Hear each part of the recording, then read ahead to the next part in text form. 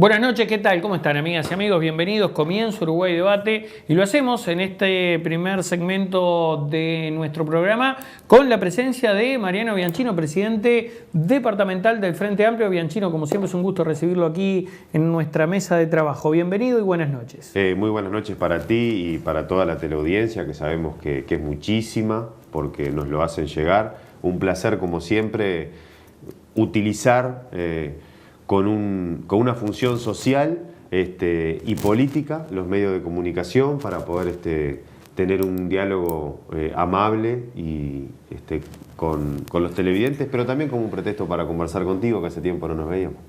Canelones toma un rol preponderante en esta campaña que intenta remontar un número adverso para el Frente Amplio. Lo digo desde muchos puntos de vista, no solo por la concentración de votos que fue favorablemente positiva a la fuerza de gobierno, sino inclusive porque el intendente se transformó en jefe de la campaña de Martínez.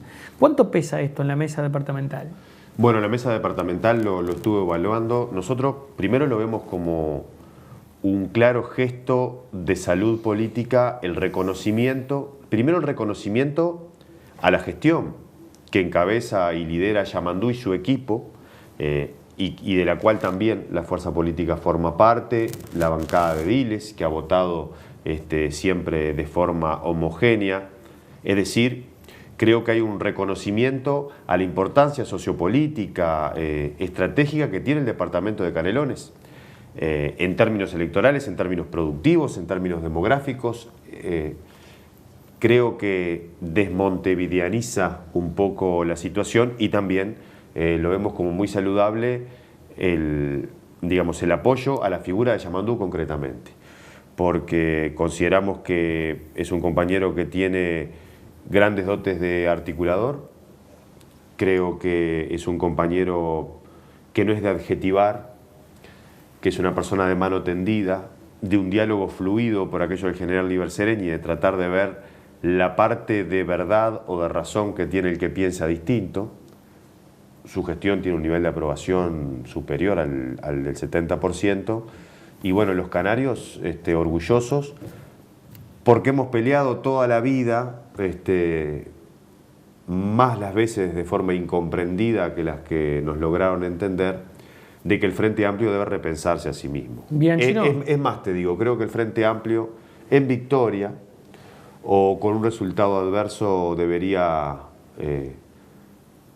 refundarse sobre otras bases, y creo que la nacionalización concreta, material y efectiva de su estructura en todo el país es uno de los puntos centrales. Por ejemplo, si uno ve el desempeño electoral, está claro de que el Frente Amplio peca de determinado centralismo y de que hay que generar ciertos liderazgos, sustentarlos, de hombres y mujeres que tengan inserción social en la ruralidad. Entonces, bueno, me parece que empezar por Canelones es una buena cosa, y además saludamos a la designación de Yamandú, quien es además un gran compañero y un amigo además del intendente. Basándome en sus declaraciones, uno también puede apreciar o hacer tranquilamente el siguiente pensamiento. Se cambia radicalmente la campaña porque el Frente se equivocó en el tenor del anterior, se sectorizó demasiado en sus votantes y no logró capturar al de afuera. Bueno, eso lo dirá la historia. Yo no creo, en realidad discrepo con la idea de que los partidos políticos ganen o pierdan en función de la estrategia que armen durante 2 meses. Es decir, la agregación de preferencia, o sea, la suma de los motivos múltiples, de las razones y de las cuestiones viscerales, emotivas, porque no existe el 100% de votantes racionales que analiza el porqué y los resultados, porque si fuera por eso, si fuera por los resultados, con un aumento del salario mínimo de un 588%, con una triplicación del salario policial, de los maestros, con la multiplicación en decenas de carreras universitarias, con 100.000 uruguayos que antes no veían por ser pobres, que ahora no ven, con lo que vos decías de la aprobación de Yamandú, con las decenas de miles de focos prendidos de caminería rural, de desarrollo de la cultura, con boleto gratuito, con derecho a las mujeres sobre decidir sobre su destino. Si fuera por eso, el Frente Amplio tendría que haber ganado por arriba de un 70 o 80%,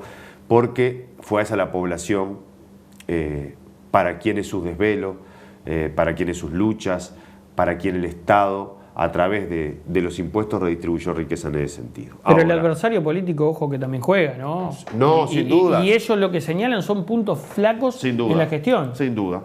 Y uno de los puntos flacos, por ejemplo, es la seguridad. Lo es. Y fue una gran campaña en detrimento de la gestión de seguridad. Es más, casi se aprueba una reforma constitucional. Sí, el problema con estas cosas, bueno, voy a tratar de responder la primera pregunta para no irme por las ramas. Es posible que una parte de la campaña que se diseñó haya sido, digamos, se puede titular de demasiado frente amplista. Ahora, con el diario del lunes es fácil. También se decía, hay un Frente Amplio desmovilizado, la cosa está chata, faltan lineamientos claros de inyectarle ánimo, fe, estímulo a la militancia. Yo estoy convencido, pero esto es una idea no contrastable, digamos, es una cuestión de opinión, de que en realidad, si no hubiera sido por la militancia sectorial y de base, y por esos enormes banderazos que convocaron mucho más, y eso es un dato a analizar, que cualquier discurso de cualquiera de nosotros, el cargar la bandera de Otorgués, yo creo que el Frente Amplio hubiera votado por debajo de los guarismos bajos por los cuales votó. Entonces, mantener la unidad interna y haber hecho una campaña como la que se hizo, y además se tienen programas y los modelos son muy antagónicos, es más, son cada vez más antagónicos. Ahora viene la segunda parte, donde hay que tener humildad, donde hay que tener más oreja que lengua, donde hay que tratar de no tener la soberbia de pensar que no las creemos todas o que las sabemos todas. Creo que influyen varios factores también. Basta ver lo que hace horas ha pasado en Bolivia. Hay otros poderes que son fácticos, son poderes concretos. No es solo un tema de un alegre coacheo o de merchandising o de que se elija grácilmente un partido político u otro, como vos elegís una marca de camisa o un tipo de jabón para lavar la ropa. Acá está en juego el pan en la mesa de los uruguayos o el hambre. Está en juego las jubilaciones, la edad para jubilarte, las pasividades. Están en juego las empresas públicas y sus tarifas. Pero Bianchino... Es decir, esto está en juego claramente. Esto hay que decirlo con total claridad. Está en juego, por eso de la seguridad, que tenés razón, de que la seguridad no se devore a las libertades. Porque esto es algo que pasa en todo el continente y además la historia primero se repite como tragedia y después como farsa. Yo creo que esta vez, y viendo lo que está pasando en otros lados, puede volverse a repetir como tragedia. Y no es ser asustador de viejas ni de crear falsos cucos. Solo hay que ver, te falta mirar un poquito para el costado, creo que era lo que decía el alemán. Me parece que hay que tener bastante cuidado con eso, porque además el Estado nunca es neutro en sus aparatos represivos. El Estado jamás es neutro. Entonces creo que esa cuestión o sea, ¿qué significa estar seguro? ¿Es un problema solo policial? ¿Es un problema solo militar? ¿Estás seguro si te quitan los consejos de salario y el dólar trepa a 60, 70 pesos y hay un gran ajuste inflacionario y vos que ganabas 30, 40, 20 pasas a ganar la mitad y salís a protestar y después te agarra alguna bala de goma o de plomo? Eso es estar seguro. Porque del otro lado, lo que está enfrente, lo dicen. Yo no creo que, digamos, esta coalición, y además, por último, y te dejo, digamos, no quiero monopolizar la palabra, en todos los gobiernos bicolores o de coalición en este país fracasaron. El Frente Amplio es cierto que perdió las mayorías parlamentarias, pero eso no significa que las mayorías parlamentarias de forma automática estén garantizadas por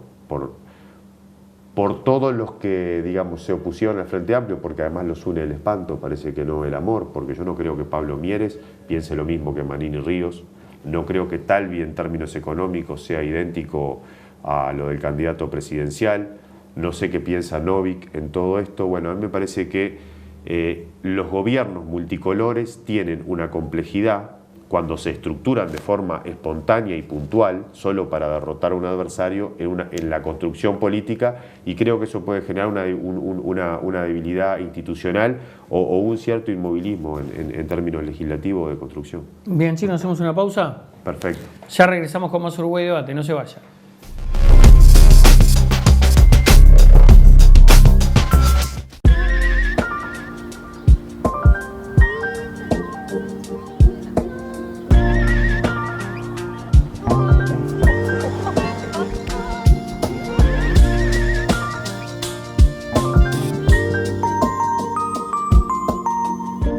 Escuela de Natación y Centro de Deportes Manatí. Enseñanza de natación y entrenamiento en aguas abiertas. Comunicate con nosotros por el 2696-0906 o visitanos en nuestra sede en calle Márquez Castro, a 150 metros de Avenida Giannatasio, Solimar Norte. Manatí. Actividades para todas las edades.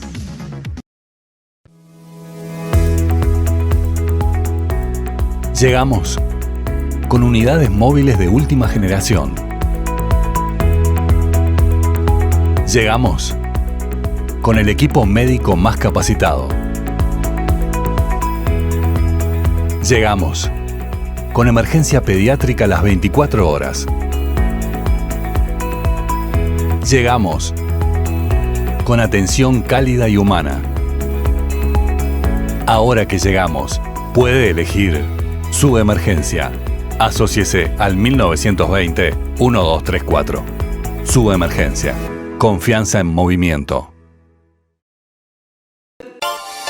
Supermercado y Pollería Victoria, elaboración propia y artesanal, en sus dos locales, sucursal Neptunia, ruta interbalnearia, kilómetro 36C, sucursal Salinas, ruta 87, a metros de la interbalnearia. Ahora más servicios, más productos y con la atención que nos caracteriza. Supermercado y Pollería Victoria, el verdadero sabor del pollo.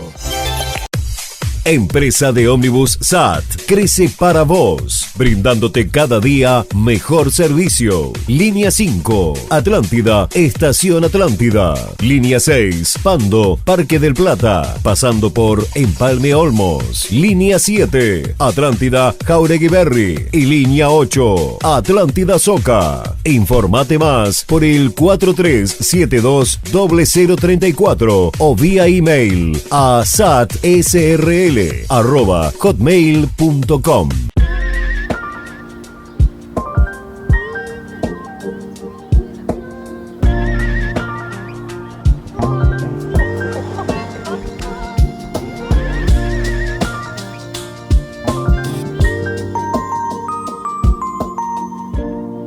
Aqua Pura, una elección inteligente, con bajo contenido en sodio.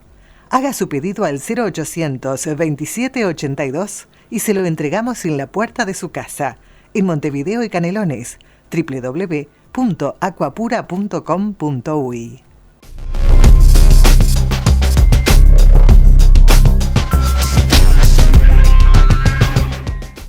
Bueno, y usted decía algo en el tramo anterior y hablaba de cambios económicos. Por ejemplo, directamente flexibilizar los consejos de salarios. Algo que la oposición dijo que no lo va a hacer. ¿No le cree usted? Lo que pasa que la política no se trata de creencias. La política se trata de quién sos, de quién fuiste, de dónde provenís, de quiénes te apoyan, de para qué lado jugás. Entonces, si cuando el dólar estaba a 20 y pocos pesos, ese dólar barato que te permite a vos tener un auto, o, a ver, nosotros venimos de familia donde si rompías un plato o un vaso, ¿no? Era un problema. Y ahora eso dejó de ser un problema. O cuántos años había que ahorrar para tener un televisor. ¿Eso es solo por la evolución de la tecnología? No, es por el enorme aumento del poder adquisitivo en términos reales y concretos. Entonces, si vos, por aquello de Citarrosa, la decencia y la ignorancia del pueblo son sus amores y no encuentran causas mejores para comprarse otra estancia, y te sacás una foto con los de Un Solo Uruguay, que pedían un dólar a 35 pesos, ahora tienen el dólar a 35 pesos. ¿Cuál es el modelo? El modelo es un dólar carísimo, es un Estado ausente. digamos, eso de Jaureche, usted cuando le digan algo de economía y no entiende, pregunte. Y si le vuelven a explicar y no entiende, es porque lo están cagando. Esto es así cuando se habla de la reducción del déficit fiscal, significa reducir los salarios de los públicos. La flexibilización significa que el Estado se pone del lado del patrón. ¿A quién asesoró el amigo Talvi? Digamos, han sido los responsables directos, por ejemplo, del préstamo con el Fondo Monetario Internacional durante el gobierno de Lacalle Padre. Un préstamo usurero que el país no necesitaba porque el país crecía mucho en la década del 90, sino para imponer esas condiciones, las condiciones que impone el fondo. ¿Qué cuáles son? Vas a precisar muchísimos más años para jubilarte. Va a pasar a manos de actores privados, posiblemente, los fondos jubilatorios, la reforma previsional. Cuando el salario mínimo cae, como cayó estrepitosamente en los gobiernos anteriores, caen las jubilaciones. Cuando caen las jubilaciones hay una pérdida de poder adquisitivo, cuando hay una pérdida de poder adquisitivo, y además están todos los otros, los que están en contra de los gays, los que dicen si te gustó bancatela, los que están en contra de los que no votaron nada, los que no se ponen colorados cuando los peones tienen rebencazos, los que no tuvieron la decencia mínima de votar la ley para las trabajadoras domésticas. Entonces, bueno, me parece que es para qué lado patea. ¿Eso significa que el Frente haya sido perfecto? No. ¿Que el Frente ha cometido errores tremendos? No. Pero los pueblos se miden por los resultados. Lula dice, yo nunca creí que se le generara tanto odio a las élites por haber puesto un plato de comida en la mesa de 30 millones de brasileños. Porque acá hay que hablar clarito. Habían 35 millones de brasileños que no comían, que no conocían, o sea, que pasaban hurgando en la basura. Este país lo vivió también. Este país siempre tuvo carestía, siempre tuvo crisis. Yo creo que hay que apelar un poco a la memoria. Además, dura muy poco esa ley de urgencia que van a decir después del debate. Es una ley de ajuste. Y además, cuando vos ves la Argentina de Macri prendida a fuego y Macri que se va, y el candidato sale a decir de que en realidad el problema de Macri no fue el modelo, sino que lo hizo demasiado despacio, agarrate. Ahora, Bianchino, con su sentido autocrítico, que me consta que lo tiene, sí. ¿Por qué la gente los elige entonces? Y encima con un éxito, entre comillas, de un partido, de un ex militar o un partido militarista, como dicen algunos. Primero, yo no hago... Teniendo en cuenta todo lo que usted me acaba de decir, ¿no? Sí. Bueno. Sí. Varias cosas. ¿Por qué hoy el partido de la coalición pisa tan fuerte? Varias cosas. Primero, nosotros no somos como... O sea, nosotros no le echamos la culpa a la gente. O sea, nosotros no somos como Macri, que lo primero que salió a decir fue a cuestionar el resultado. Nosotros lo que estamos advirtiendo, nosotros respetamos mucho, porque estos amigos que se saludaron a Macri, que decían que el equipo económico de Macri era fenomenal, que creen que además Dios está de su lado, por aquello de el poder del buey, que acá sería de la vaca, de la Biblia y de la bala. Yo creo que hay un rol importante en los medios de comunicación, creo que 15 años en el poder desgastan, creo que hubieron problemas de seguridad, creo que el caso de la renuncia del vicepresidente afectó, creo que se perdieron 50.000 puestos de trabajo en este país y eso afectó, y creo que nuestras clases medias se volvieron conservadoras, y como además no han probado el trago amargo de un retorno neoliberal, porque hace 15 años que no lo tienen y porque además ser oposición, y lo digo quien fue oposición, porque como Frente Amplista fuimos oposición, es mucho más fácil, porque podés prometer lo imposible, porque podés prometer lo incumplible. Entonces, en tiempos donde la política está siendo cuestionada, la política de gobierno es muchísimo más cuestionada. Ahora no se cuestiona el poder económico, no se cuestiona el poder judicial, no se cuestiona el poder militar. Sobre eso no hay demasiados programas de televisión, no hay demasiado debate. Entonces parece que todos los políticos somos arribistas, advenidizos,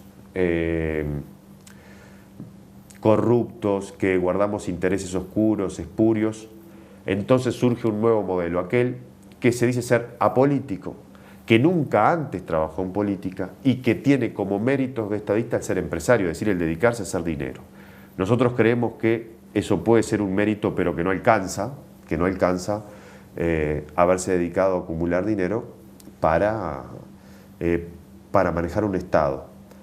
Creo que todo esto influye y creo que el Frente Amplio fracasó en transmitir desde el punto de vista cultural cuál era su modelo de país.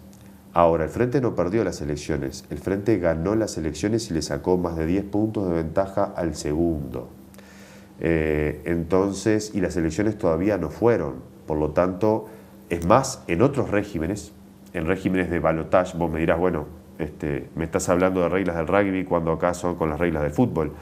Pero en muchísimos países donde está implantada la ley de balotaje, si vos le sacás más de 10 puntos al segundo, ganaste las elecciones.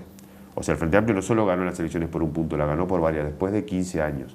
Pero también hay una ola, algún día se va a analizar también el rol del manejo de Big Data. Eran nadies los del Brexit, eran una absoluta minoría de locos calificados de psicópatas. Estamos hablando de la flema británica, estamos hablando de los partidos donde se originaron los partidos políticos, los más viejos del mundo, el laborista y el conservador, junto con los partidos políticos uruguayos. Eran los chicos de The Bad Boys of Brexit. Sin embargo, de la mano de Cambridge Analytica, porque siempre es para la derecha, nunca es para beneficiarlo a usted que se levanta temprano, usted que tiene un comercio, porque también hay que, eso de la oligarquía, pueblo, de burguesía, no. Si tenés una inmobiliaria, si tenés unas casitas para alquilar, si tenés un supermercado, si tenés unas cuantas carnicerías, y sos un productor, sos un comerciante, te va a afectar igual. Estamos hablando de los grandes, estamos hablando del gran sector exportador, esos que son chiquititos así, estamos hablando de ese poder que vos no ves, de los que no tienen rostro, de los que no salen por el cable de Pando, porque no saben dónde está Pando y posiblemente no saben dónde quede Uruguay, ni les importe, porque el propio Estado-Nación está en un proceso de disolución, porque el poder económico va por la toma de todo eso, donde vos solo sos un número y donde solo cuenta que vos trabajes la mayor cantidad de horas al menor costo posible y que ellos se sigan enriqueciendo los bolsillos. Entonces eso también está en juego y hay que pensarlo bien. No son las caritas del pelado Daniel Martínez ni la carita de Luis Lacalle Pou, ciudadanas y ciudadanos. Pueden no creerme hoy y yo sé, yo sé que es muy difícil que los políticos resistan un archivo, pero pongo las manos en el fuego, daría mi vida para decirles esto. No se trata de un partido de fútbol, se trata de algo mucho más importante que esto y espero que reflexionen al respecto. Bianchino, a ver, usted lo dijo, no todo el mundo sabe lo que es el Brexit, pero es el uso de la tecnología aplicada a la política. Y ahí surge el famoso Big Data. Y tomando esto como disparador, que justamente son los insumos que se generan a través de las distintas redes sociales para conocer las preferencias de los que allí dentro están, yo he notado algo particular en esta campaña, y es la gran violencia que existe en las redes sociales. Terrible. En Twitter, en Facebook, la manera en la cual se insultan las personas que son partidarias o afines a determinadas ideas. Y es más, yo veo que hay como una especie de argentinización, donde están los kirchneristas y donde están los macristas, lo veo yo al menos, latente en las redes sociales. Afortunadamente no ha pasado, lo digo, a la calle, porque uno ve actos y bueno, no pasa eso. Pero no es una campaña extremadamente violenta, Bianchino. Violenta en términos concretos, no, ha sido una campaña pacífica. Yo tengo miedo que se complique después. Violenta en términos simbólicos de las redes, comparto plenamente contigo. De hecho, yo, por ejemplo, si tú ves, lo único que hago es difundir nuestro modesto programa de radio todos los miércoles. Sabés que antes escribíamos cuentos y te llegaban un montón de insultos y cosas, ¿no? por mensaje privado, y en realidad eran historias que nada tenían que ver con la política. Seguramente lo volveremos a hacer después del 23. Creo que hay una lógica de impunidad desde la soledad del Black Mirror, recomiendo esa serie de Netflix sobre los peligros de la tecnología en un futuro no tan lejano. Sobre esa pantalla negrita del celular que te parece que estás solo y que sos impune. Porque ¿sabes qué me pasa? A mí me pasa que hay gente que te insulta, o que se burla, o que ironiza, o que amenaza. Gente a veces de donde yo vivo. Y después te la cruzas en el súper y te saludan. O no te dicen nada. Incluso algunos te dan un abrazo. Y yo no creo que sean cobardes. Yo no tengo esa lógica. Me cuesta comprender un poco el fenómeno. Pero vos sabés que me pasa eso. Sí ha sido una... Pero, bueno, a mí no me conoce nadie. Me pasa... Tampoco... nadie es importante acá. Pero sí me pasa que algunos personajes, por ejemplo, de mi pueblo, dicen determinadas cosas con respecto a los actos. Sí es parte del juego de la democracia, pero cuando te lo cruzás por la calle no... son diferentes, son las buenas personas que fueron siempre. Bien, Chino, muchas gracias por haber estado aquí esta noche. No, gracias a ustedes y a toda la audiencia. Esperemos los uruguayos reflexionemos, que no se trata de partidos políticos ni de fórmulas, lo que está en juego. Gracias a vos, Renzo. Pausa, ya regresamos.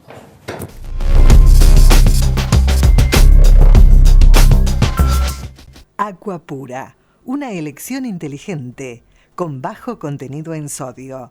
Haga su pedido al 0800 2782 y se lo entregamos en la puerta de su casa, en Montevideo y Canelones, www.aquapura.com.uy. Funeraria Interbalnearia, servicio fúnebre, previsora propia, cremaciones y artículos fúnebres. Somos la única empresa con todos los convenios. Ruta Interbalnearia, kilómetro 46500, Atlántida. Teléfono 4372-4231.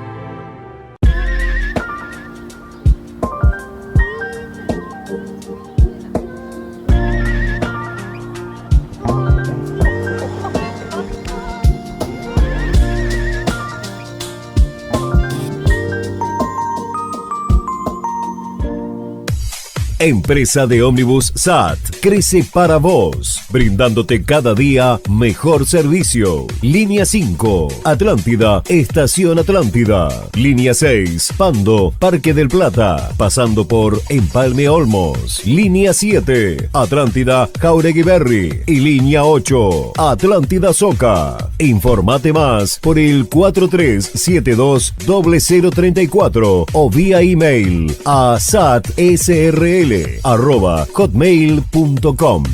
Seguimos creciendo juntos. Te presentamos una nueva forma de comunicarnos. Llámanos más rápido. Descarga ya la aplicación de Taxis El Tiburón. Válido para todos los celulares, desde App Store y Play Store. Taxis El Tiburón. Más legal, más cómodo, más seguro. Único con asistencia al viajero.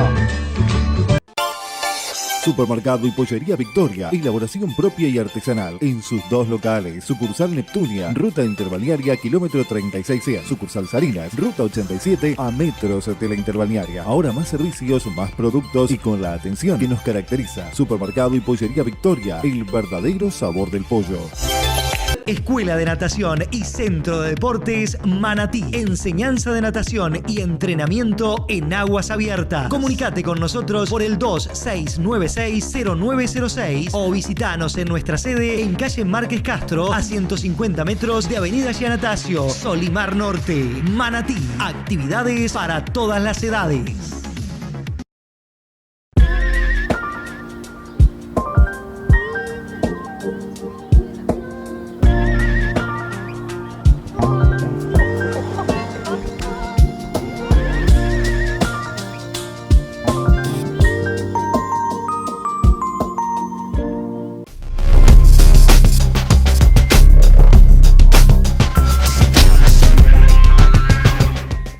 Seguimos, amigas y amigos, con más Uruguay Debate y ahora incursionamos en el ámbito educativo. Y justamente por allí este sindicato toma parte o posición en esta campaña. ¿Por qué lo digo? Porque ya se anunció que de ejecutarse algunas medidas que plantea la coalición, ellos estarán en pie de guerra. Por eso estamos con el profesor José Olivera, principal referente y portavoz de FENAPES, la Federación Nacional de Profesores de Educación Secundaria. Olivera, siempre es un gusto recibirlo aquí en nuestra mesa de trabajo. Buenas noches, bienvenido a Uruguay Debate. Hola, buenas noches, un gusto estar con ustedes una vez más en esta casa. ¿Se trancó y se trancó fuerte con la coalición o con la oposición? ¿Por qué?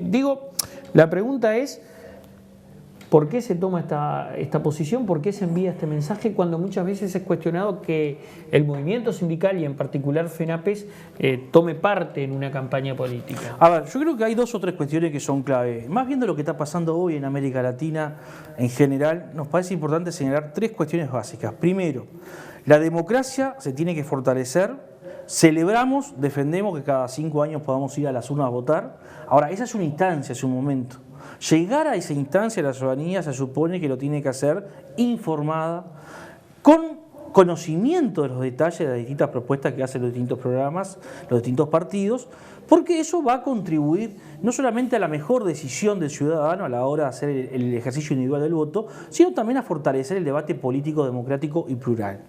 Segundo, en una sociedad democrática, distintos actores intervienen en la campaña dando su punto de vista sobre las distintas propuestas que hacen los candidatos y partidos. En este país nos hemos acostumbrado, mal acostumbrado diría yo, que si mañana sale la Asociación Rural y dice su parecer sobre un planteo del oficialismo o de la oposición, si mañana sale la Confederación Empresarial y dice apoyamos a tal candidato o a tal propuesta, eso es bien visto y no es cuestionado por la sociedad. Ahora, cuando los trabajadores decimos eso, parece que estuviéramos algo así como atentando contra la democracia. Es decir, esto no es correcto, nos parece que no es democrático. En una sociedad, distintos actores pueden dar y deben dar su posición, su visión sobre los distintos temas. Y en tercer lugar, nosotros veníamos en el marco de la campaña electoral analizando las propuestas de los distintos partidos, no solamente el del Partido Nacional. También dimos opinión sobre el programa del Partido Colorado, sobre el programa del Frente Amplio, planteábamos nuestra posición sobre lo que era la propuesta de EDUI 21, que entre otros partidos apoyaba el Partido Independiente. Es decir, dimos una opinión analizando todo el espectro político partidario. Lo nuevo, post 27 de octubre, es este acuerdo de la coalición. Eso es lo nuevo que aparece.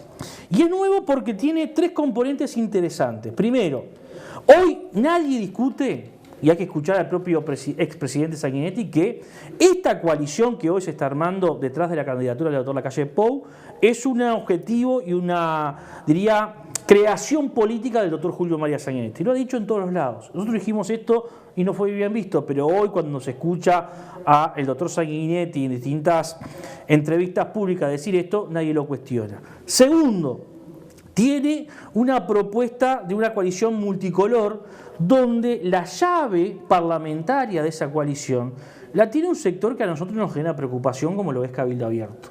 Ahora, resulta que antes del 27 de octubre, Pablo Mieres, Ernesto Talvi, dijeron que Cabildo Abierto llegaba a carecer de credenciales democráticas. Ahora, si lo hicimos los trabajadores está mal. De hecho, recién en estos días se pudieron sacar una foto todos juntos porque algunos no querían. Y en tercer lugar, el programa que proponen, ese documento, compromiso por el país, es una especie de programa mínimo que tuvo una primera versión, que fue un documento borrador, que diríamos fue el programa máximo, lo que están dispuestos a hacer, y que luego, en palabras del propio doctor Sanguinetti, tuvieron que corregir porque había sido mal visto en el marco de una campaña electoral que se dijeran cosas como vamos a eliminar la representación docente de los consejos, vamos a extender la educación militar, vamos a limitar la libertad de cátedra y demás.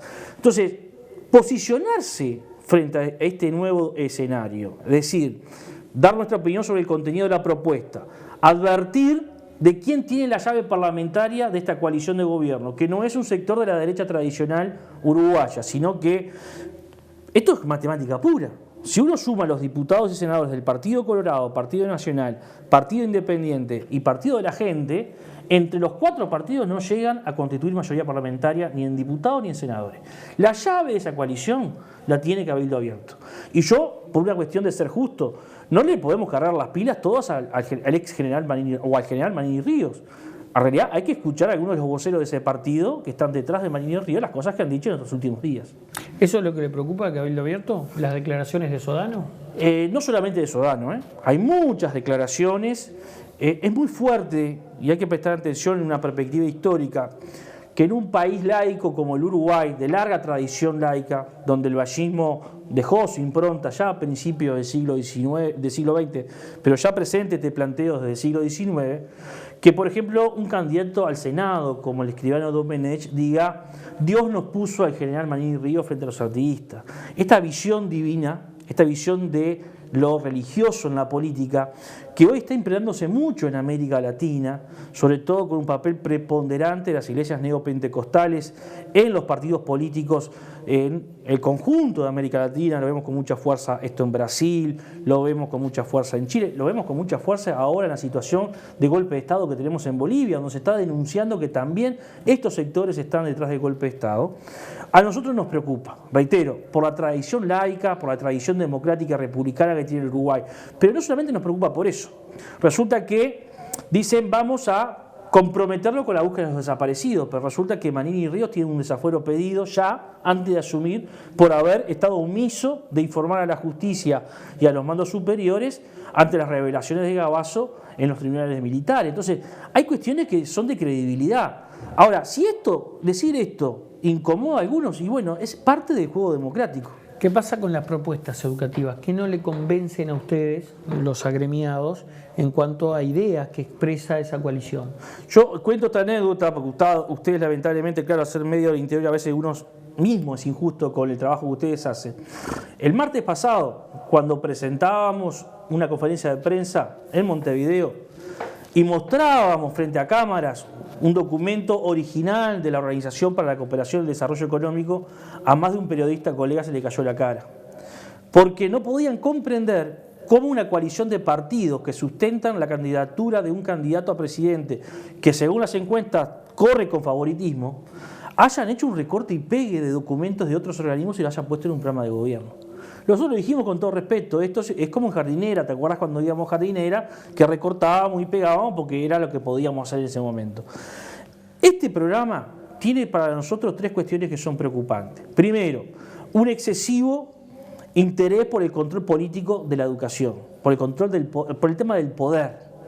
En el 2006, 2007, 2008, cuando el debate educativo, tanto desde filas del Partido Colorado como del Partido Nacional, se nos cuestionaba que estábamos obsesivos por el tema del poder. Bueno, este planteo vuelve a insertarse en este mismo ámbito. Quieren cambiar la gobernanza de la educación con planteos que son inconstitucionales, como por ejemplo darle el papel rector al Ministerio de Educación y Cultura.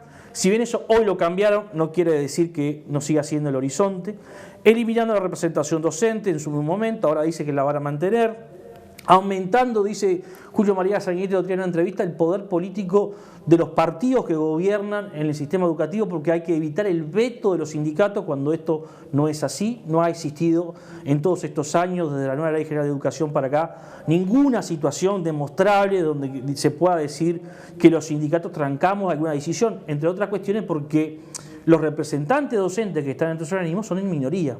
En el caso de los consejos son 1 en 3 y en el caso del CODICEN son 2 en 5. Cambian la perspectiva del sentido de la educación y esto es un tema muy preocupante que lo que estamos discutiendo en estos días con padres, con estudiantes, con trabajadores. En estos términos, Renzo, el mundo hoy, con los avances científicos, técnicos, están requiriendo que las futuras generaciones, las de nuestros hijos, tengan no solamente más años de escolarización, la obligación de estudiar más años, sino que hacerlo con mayor profundidad.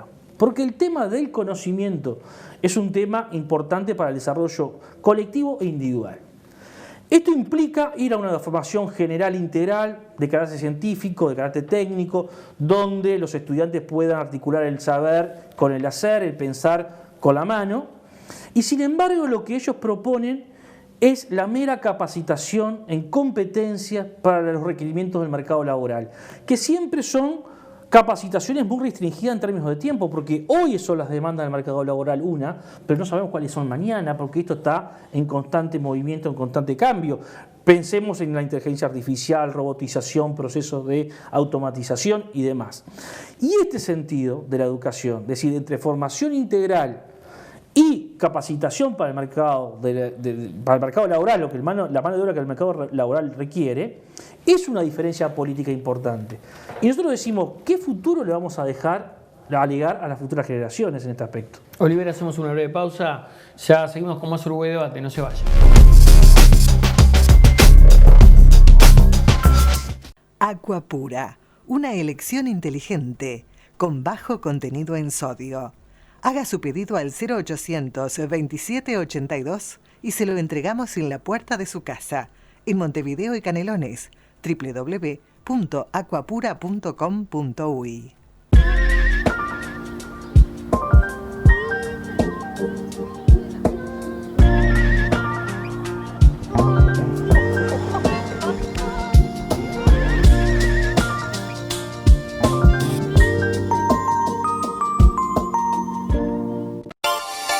Supermercado y Pollería Victoria, elaboración propia y artesanal en sus dos locales, sucursal Neptunia, ruta interbalnearia, kilómetro 36C, sucursal Salinas, ruta 87 a metros de la interbalnearia. Ahora más servicios, más productos y con la atención que nos caracteriza. Supermercado y Pollería Victoria, el verdadero sabor del pollo.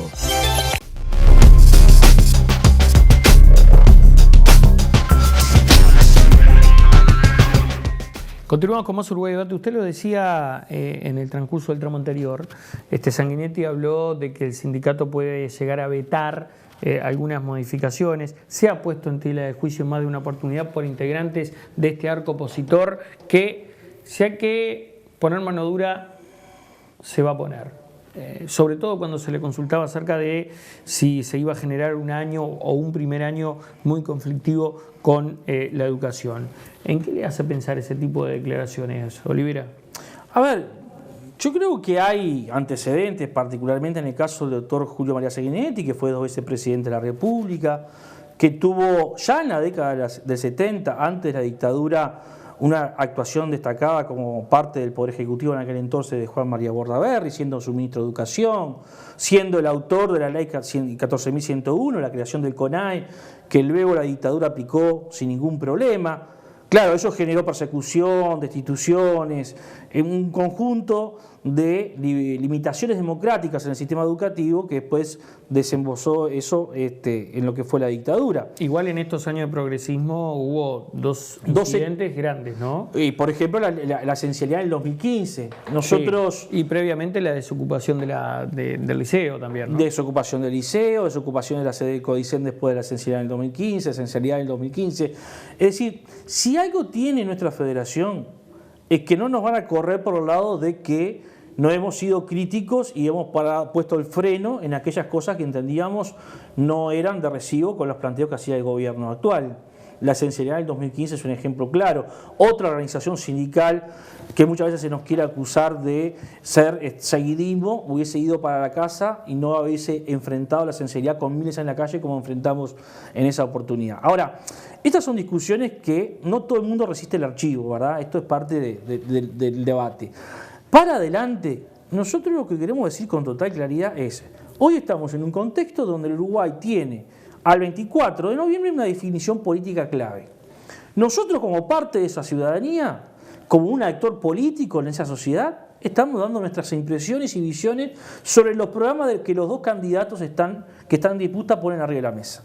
Luego del 24, donde se conocerá el resultado electoral, nosotros como organización sindical todavía no tenemos la perspectiva clara de qué se va a hacer en el 2020, entre otras cosas porque hoy estamos recorriendo el país discutiendo las bases del Congreso, el documento base del Congreso de la Federación que va a estar sesionando entre el 5 y el 8 de diciembre en la ciudad de Carmelo. Es decir, le corresponderá al Congreso de la Federación, que reitero, sesiona entre el 5 y el 8 de diciembre en Carmelo, determinar la estrategia, el programa, la plataforma reivindicativa y las acciones que se emprenderán a partir del 2020. Esa plataforma reivindicativa que yo supongo, ¿no?, es un tanto más abarcativa de ese histórico 6% sí. de PBI para la educación. ¿Qué otras cosas implica, Olivera? Bueno, por ejemplo, nosotros estamos discutiendo claramente la política educativa, el sentido de la política educativa. Uno de los aspectos que estamos reivindicando claramente es la de la conformación de un Plan Nacional de Educación con una mirada de mediano y largo plazo que trascienda esta lógica de proyectos educativos para 5 años en función de quién gobierne. Estamos planteando en esa misma perspectiva ir a una discusión de profundidad donde las propuestas curriculares, los planes que se instrumenten vincule de alguna forma el hacer con el pensar, la mano con la cabeza en la formación de las futuras generaciones. Por esto que decíamos en el anterior bloque de la formación integral, científica y técnica, estamos planteando, obviamente, mejorar las condiciones de aprendizaje y estudio, particularmente en aquellas zonas más desprotegidas o más vulnerables, donde están los sectores más embromados de nuestra sociedad. Ahí hay que construir los mejores liceos, donde hay que dar la posibilidad al estudiante no solamente de desarrollar la propuesta curricular formativa básica y general, sino también actividades culturales, actividades recreativas, actividades deportivas, porque de lo contrario no es posible la formación integral del estudiante. ¿Qué opinión le merece? Creo que estos son dos naves o buques insignia de la oposición.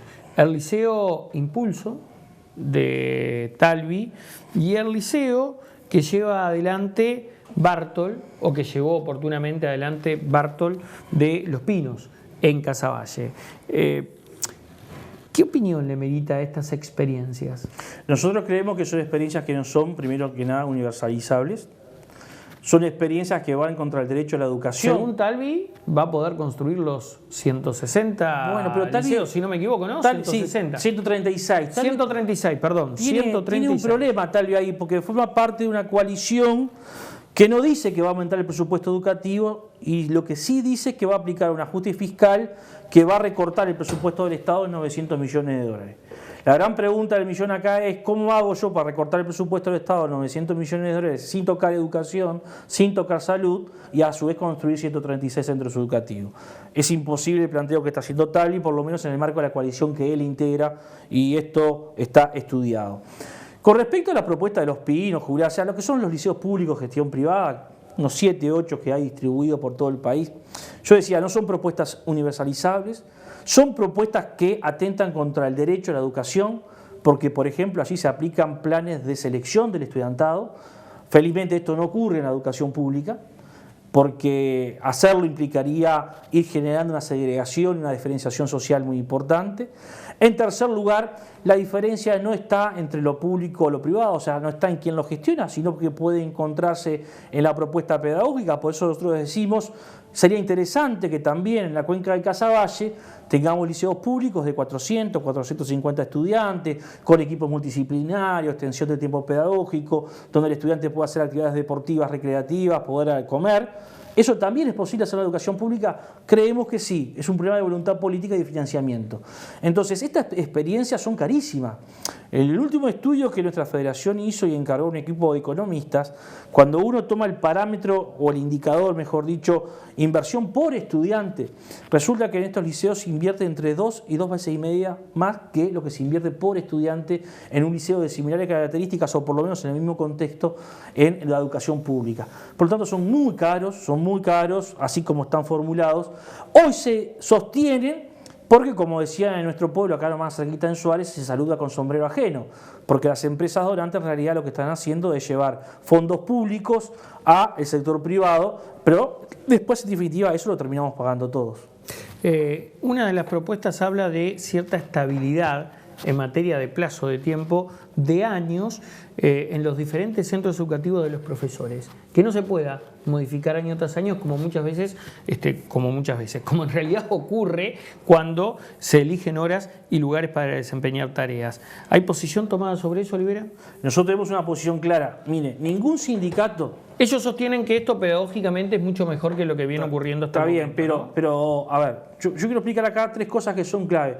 En el mundo usted no va a encontrar un sindicato que esté en contra de la estabilidad laboral de sus representados. O sea, si hay algo que nos identifica y nos caracteriza es que nosotros debemos pelear por las condiciones y la estabilidad del trabajo de los compañeros. Ese es un primer elemento.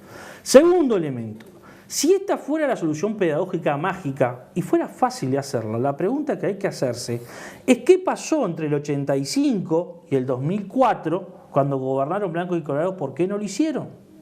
El único intento de hacerlo lo hizo el Partido Nacional y no lo pudo sostener ni un año. ¿Por qué? ¿Por qué? Buena pregunta. Porque a diferencia de la educación primaria, en educación media, porque esto abarca tanto secundaria como UTU, La ingeniería institucional y las condiciones de trabajo están armadas sobre horas escalafonadas que no son cargos, en donde el docente tiene un derecho mínimo de 20 horas, incluso en algunos casos puede ser menor, y por lo general el 80% de los docentes efectivos en los 3 últimos años, sus 20 horas las ha elegido en el mismo liceo, o sea, no se ha cambiado. Y algo un poquito menos, 75-76% de los docentes interinos eligen sus 20 horas en los últimos 3 años en el mismo liceo. O sea, tampoco hay tanta movilidad como se dice. ¿Dónde está el problema? El problema es que el docente en educación media trabaja promedio 45 horas. El tema está dónde ubica las otras 25 horas, que por lo general son horas que tiene que completar en más de un centro educativo. Y esto es producto de que, entre otras cosas, es producto del multiempleo, que está íntimamente ligado al bajo salario. O sea que mientras nosotros no combatamos el tema del multiempleo y no vayamos a una estructura distinta en la forma de organización del trabajo, pero que además tenga una remuneración acorde, que llegue a que el docente no tenga que optar por otras tareas, incluso fuera del sistema educativo, en un sistema educativo altamente feminizado, donde más del 75% son mujeres, donde hay un 40 y pico de esas mujeres que son jefas de hogar, que tienen que trabajar mínimo 45 o 48 horas por semana, no vamos a poder lograr este planteo. No hay planteos individuales para solucionar problemas que son colectivos. Entonces, hay que pensar en un conjunto de acciones que nos podrá conducir en el corto o mediano plazo a lograr ese objetivo. Ahora, no estamos viendo voluntad política clara en atacar por lo menos 3 o 4 puntos que son básicos. Salario, situación de las condiciones de trabajo, desarrollo profesional y valorización social del docente. Sin estas 4 cosas va a ser muy difícil que nosotros podamos cerrar la ecuación para ir a un sistema distinto. ¿Qué se interpreta como valorización social del docente? Y sobre esta cuestión de que hoy el docente es una figura fuertemente cuestionada y desvalorizada socialmente. Nosotros estamos convencidos que esto es parte de un problema de construcción política intencional. Hoy cualquiera opina de educación, cualquiera opina de cómo dar o conducir los procesos educativos en un salón de clase. Cualquiera se siente habilitado con entrar a una institución educativa y agredir a una maestra, un maestro, un profesor, una profesora. Hoy hablan mucho más de educación los economistas y los sociólogos que los propios docentes. Entonces se ha ido conjugando en el imaginario colectivo una idea de que el docente ya no es una figura esencial, ya no porta un saber y un respeto que antiguamente lo identificaba como incluso un intermediario entre lo que era el mundo adulto y el futuro mundo de los jóvenes. Y bueno, esto ha llevado, entre otras cuestiones, a que hoy muy poca gente quiera hacer docencia.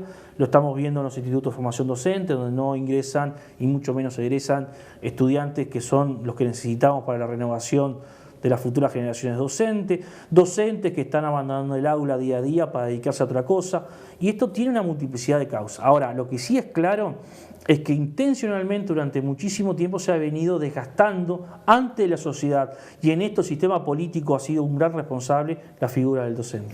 Olivera, pase lo que pase el 24, ¿hay intenciones de generar una brecha, un canal de diálogo con el futuro presidente de la República o su gabinete o su equipo de gobierno una vez que se designe? Siempre, siempre, porque en definitiva, si son cuestiones laborales, el canal de diálogo ya está construido, que es la ley de negociación colectiva para el sector público, la ley 18.508, es decir, sea el gobierno que sea que triunfe el 24 de noviembre y asuma el 1 de marzo del año que viene, aquellos temas que hacen a las condiciones de trabajo, al salario, a la carrera profesional, ya está el ámbito creado. Ese ámbito es el Consejo Superior del Sector Público, los consejos de rama o las negociaciones bipartitas por cada consejo. O sea que en ese ámbito de las condiciones de trabajo están creadas las instituciones, está el marco legal y es la ley de negociación colectiva para el sector público, que esperemos que el futuro gobierno la cumpla. Después, en temas más generales, como puede ser la discusión de un proyecto que pueda revestir o alcanzar algún acuerdo político-social, bueno, los institutos de diálogo social siempre están arriba de la mesa. Obviamente, quien es gobierno debe dar el puntapié en este sentido, es decir, bueno, demostrar el interés político y convocar a ese diálogo. Profesor José Olivera, ha sido un gusto tenerlo esta noche aquí. No, un gusto como siempre estar con ustedes. Amigos, nos vamos. Gracias por habernos acompañado. Chao, que pasen bien.